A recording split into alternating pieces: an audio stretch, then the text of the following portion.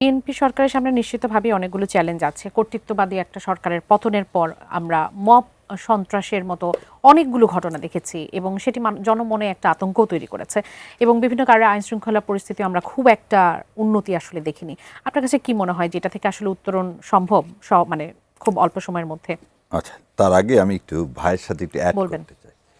প্রথম জিনিস হচ্ছে, আমি গত মঙ্গলবারে এবং টেক্সট মেসেজ দিয়ে আমি বিভিন্ন জায়গায় এই টেক্সট মেসেজ দিয়ে আমি বলছি, এবং জাহিদ ভাই দেখেন, বিএনপি 150টা নিশ্চিত সিট, জামাত জোট 70টা নিশ্চিত সিট।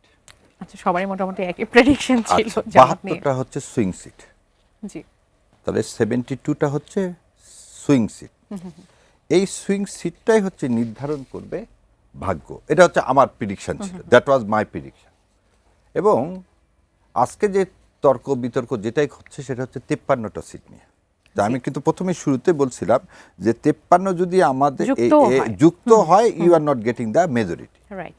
কিন্তু এটার সুবিধাটা কি ছিল, কেন আমি এটা চাচ্ছিলাম? অ্যাবসলিউট মেজরিটি হলে তখন আপনার একটু অটোক্রেট হওয়ার একটা সুযোগ থাকে।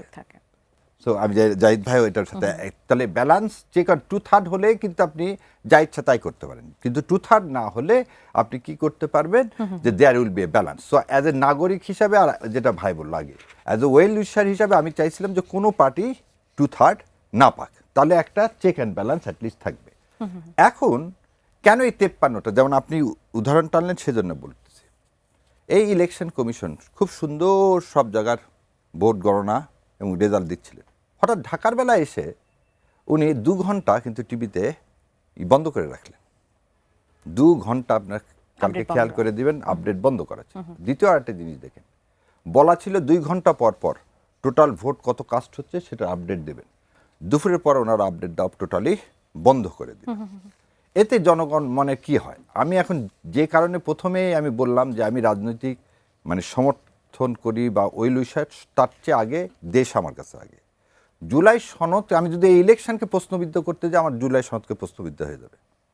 কারণ আমি যদি রেফারেন্ডাম মানি আর যদি বলে এটা মানি না, যদি আমি আপনাকে বললাম যে ভাই এখানে বসে আছে ঠিক আছে কিন্তু আপনি নাই, তাহলে কি আমার দ্বিচারিতা হলো না? কারণ আমরা তো 3 জনই আছি।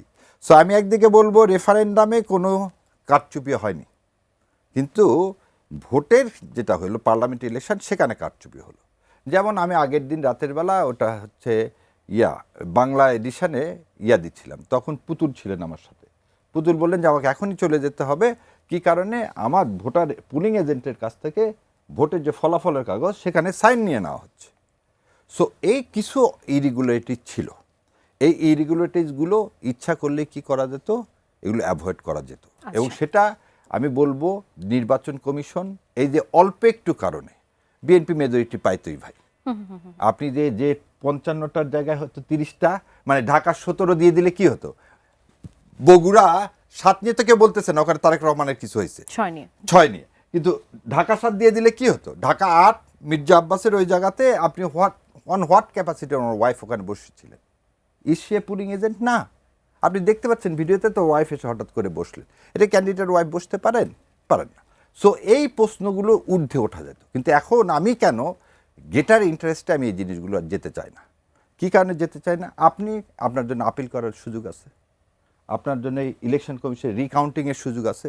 So there is a legal procedure, এবং এই লিগাল প্রসিডিওর যদি আপনি না মেনে রাস্তায় নামেন, তাহলে আপনার ডেমোক্রেসি বাধাগ্রস্ত হবে, এবং যেটা কোনোভাবেই করা যাবে না।